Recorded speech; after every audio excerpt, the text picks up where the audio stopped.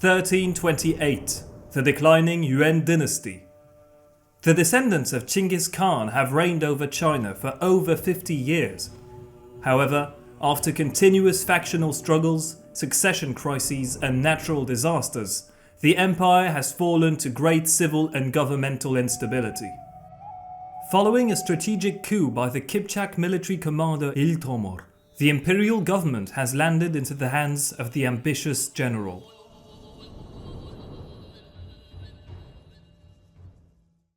After the costly War of the Two Capitals, which opposed the loyalist faction to Tugh Temur's restorationists, the imperial throne was reclaimed from the loyalist figurehead, child Emperor Erigibag, and given to Tugh Temur's puppet, Tugh Temur. Subsequently, one could think that the imperial leadership of the dynasty was finally stabilized. Nonetheless, loyalist resistance was still strong in the provinces of Shanxi, Sichuan, and Yunnan. In addition, puppet Emperor Tugh Temur, who had reigned for less than a month, would have to abdicate. Indeed, he was technically junior to his elder brother Khoshila, and subsequently only second in line to the Yuan dynasty's throne. The two brothers were the sons of Khaisan, the third Yuan emperor and the proud Mongol traditionalist. After his death, the throne had passed on to his brother Ayurbarvad, who enforced the zealous Confucian rule of the dynasty. Subsequently, Khoshila, a Mongol traditionalist like his father, launched an unsuccessful rebellion against his uncle in 1316 and then fled to the rival Chagatai Khanate. During the following 12 years up to 1328, he had forged strong alliances with the Chagatai Khans, Elchigide and his brother Tugh Temur, and never gave up his imperial ambitions. Now that Tugh Temur had restored Khaisan's lineage to the throne by installing Tugh Temur, the Yuan dynasty's imperial leadership was Khoshila's by right. As per the Yuan's customs, Tugh Temur had to give up the throne to his elder brother, who had superior legitimacy. This frustrated power-hungry Tugh Temur, who pulled the strings. However, the general knew that overruling the customs of the dynasty by refusing to give Khoshila the throne would lead to an overwhelming Chagatai-backed invasion of the Yuan. Although the dynasty had in the past won all border conflicts with its neighbour, in the current dire circumstances, and because the Yuan armies were already campaigning to subdue the remaining loyalists, the nation would likely not survive such a conflict. With no choices left, Tugh Temur reluctantly organised the abdication of his puppet, as messengers were dispatched to Khoshila's camp in the Tarbagatai mountains, inviting him to assume the reins of the dynasty.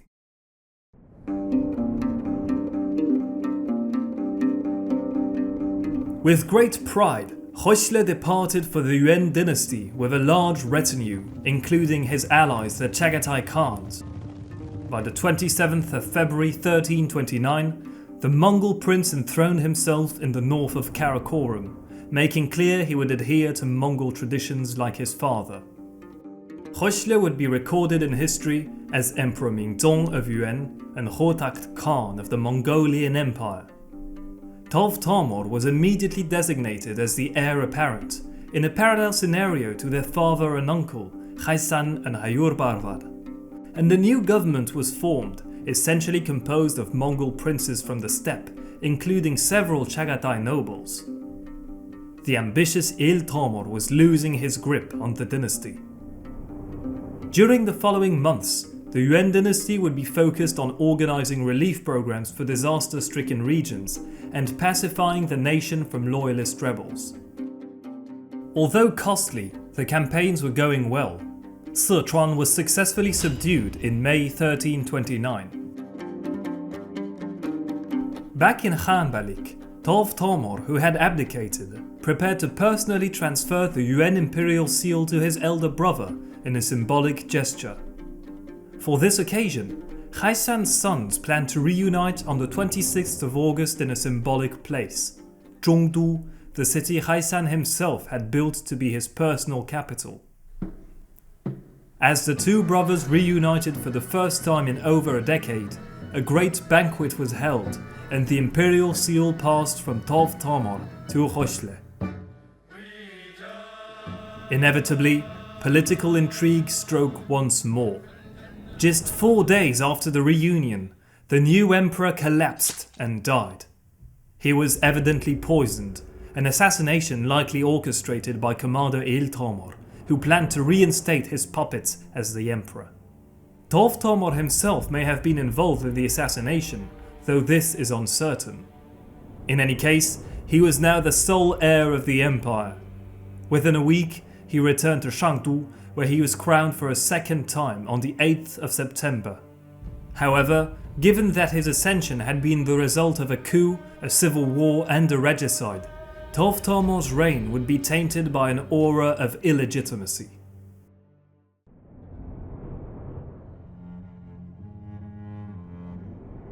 By September 1329, only a few rebel loyalist princes remained in Yunnan province, as Toghon Temür was firmly established as the Yuan emperor.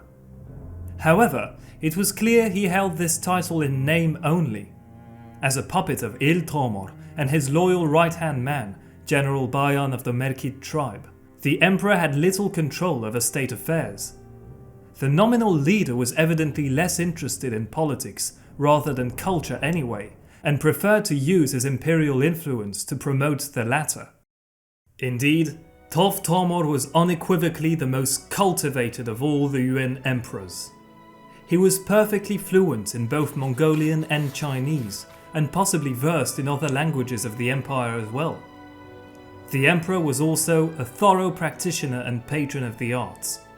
Years before his ascension to the throne, he had surrounded himself with Han Chinese scholars and artists and assembled large collections of various works of art, developing a strong taste for calligraphy, painting and poetry in particular. Often engaging in all three himself, he was considered a talented artist in these domains. Pursuing the promotion of scholar work, the emperor founded the Kuaizhangge Xueshi Yuan, variously translated as Hall of Literature, and Academy of the Pavilion of the Star of Literature. This imperial institution was composed of the most erudite scholars of the times, mainly Han Chinese, but with a significant portion of Mongols, Uyghurs and other Simu masters as well. The academy collected books, paintings and calligraphy scrolls, and provided education to the sons of high-ranking officials, young members of the Keshik or Regicide, that is the Mongol imperial bodyguard, and even to the emperor himself, in both Chinese classics and history. Toghon Temür developed profound intellectual connections with many of the academy's scholars. One of its most prominent, the painter Khutughtu, who had once been a tutor to past Emperor Shadbal, grew particularly close to Toghon Temür.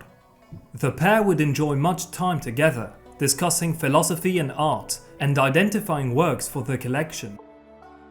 Eminent scholar Yu Ji, one of the so-called four masters of Yuan poetry, also held a prominent role within the academy. He drafted many laudatory texts celebrating Toghon Temür, in part to strengthen his questionable legitimacy. More importantly, Yu Ji oversaw the compilation of the Jingshi Dadian, a detailed summary of the Yuan's institutions and administration, which would later serve as the backbone for the future Ming dynasty's compilation of the official history of the Yuan. The extensive Jingshi Dadian would be completed after only 13 months of work in 1331, demonstrating the productivity of the academy.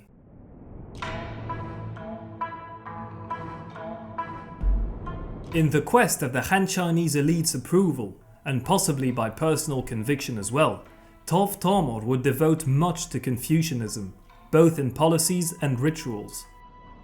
He organized sacrifices to Confucius at Qufu, the philosopher's birthplace, in 1329.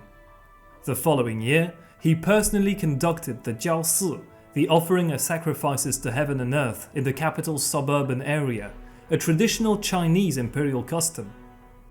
Somewhat ironically, his earlier mandatory abdication in favour of his late elder brother was branded and celebrated as an act of filial piety, a pivotal Confucian virtue. Furthermore, the emperor was portrayed on a commissioned Buddhist mandala depicting many Buddhist deities, alongside his late brother Khoshila, and their wives, adding to his image that of a patron of Tibetan Buddhism. But how did this cult of personality stand with the true masters of the dynasty, Il Temür and his loyal Bayan of the Merkid? Not only did the military commanders approve of them, but they were probably involved in them as well. Indeed, they gave to their puppet Tugh Temur a sense of much needed legitimacy. Nonetheless, the openly pro-Confucian endeavours of the emperor were strictly confined to the academy and the imperial family. The government itself was firmly in control of Il Temür and Bayan's hands, who enforced a very non-Confucian dictatorship.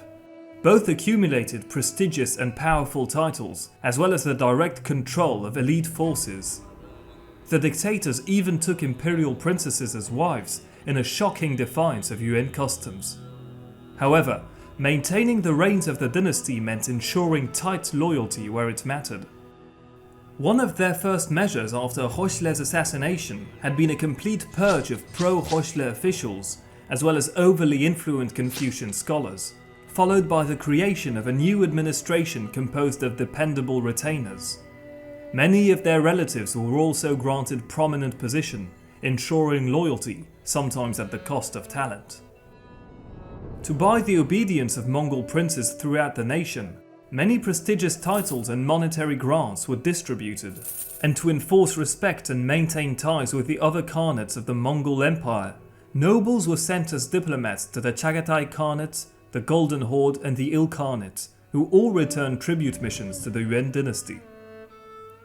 Despite these efforts, defiance towards Il Temür and the puppet emperor remained strong. At least 8 elaborate plots to assassinate the emperor and overthrow the government were schemed by princes and influential officials, although all were exposed and dismantled. Embroiled in political turmoil, financial struggles, as well as growing civil unrest, the state was more than ever in a critical position. In many afflicted regions, a significant part of the population held the Yuan authorities at best in contempt, as the regular natural disasters that had developed during Yusun Temür's reign were only worsening. Massive droughts or floods frequently struck the nation, causing impoverishment and famine. To their credit, the Yuan authorities were not passive and meticulously organized relief programs. In the year 1329, over 30% of the government's revenue was solely spent on relief for the famines, inevitably aggravating the dynasty's financial status. Due to the relief efforts, as well as the cost of the War of the Two Capitals and the subsequent campaigns to subdue the remaining loyalists, the Yuan's treasury faced an overwhelming deficit. To stay afloat, public spending had to be cut down. Grants to the Mongol princes were subsequently reduced, decreasing their support, and imperial ceremonies and rituals were reduced in scales and numbers. Palace maintenance was drastically diminished, as over 10,000 servants were expelled. These measures were obviously not enough to solve the financial crisis, but the deficit was kept at a manageable level.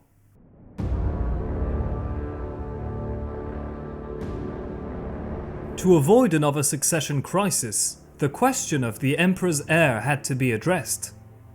Both Tugh Temür and his late brother Khoshila had sons, so who was to succeed him? Although the option of designating Tugh Temür's nephew was relevant, Il Temür, the emperor himself, and especially his wife, the ambitious and politically driven Empress Budashiri, were unwilling to transfer power back to what remained of Khoshila's faction. Instead, they sought to neutralize it once and for all. Likely under Empress Budashiri's instructions, Babusha, the widow of Emperor Khoshila, was put to death in April 1330 under the pretense that she was plotting against the emperor. The following month, Khoshila's eldest son, the 10-year-old Toghon Temür, was sent into exile on the remote Jeju Island, part of the vassal Goryeo dynasty of Korea. Khoshila's second son, though, the 4-year-old Rinchinbal, was not considered a threat and therefore left alone. Subsequently, Khoshila's faction was definitively ousted, and the path to the throne was cleared for the imperial couple's eldest son, Altindara. After having been made Prince of Yen in March 1330, the boy was officially designated as the Crown Prince in January 1331. However, in an anticlimactic twist of fate, Altindara died of illness only a month later. Thus, the question of succession was still unresolved. Though the imperial couple did have a second son named Gunadara, he had been put under the care of Temür and subsequently renamed Toghs. The emperor never made him crown prince, despite the general's requests. By now, Toghon Temür was probably lost and anxious for a solution. Likely seeking spiritual and political guidance, he summoned Rangjung Dorje, the third Karmapa Lama, to the capital. This Tibetan Buddhist scholar, who was considered a reincarnation of the second Karmapa Lama, temporary advisor to Kublai Khan as a prince, had acquired a great reputation for his extensive works and spiritual knowledge. However, the sage would not reach Khanbalik in time. By mid-1332, 28-year-old Emperor Toghon Temür fell deeply ill. As his condition worsened, he seemingly was filled with remorse for having allowed his own brother's assassination and the purge of his brother's family, whether it be by sincere guilt or fear of possible reprisal in the future.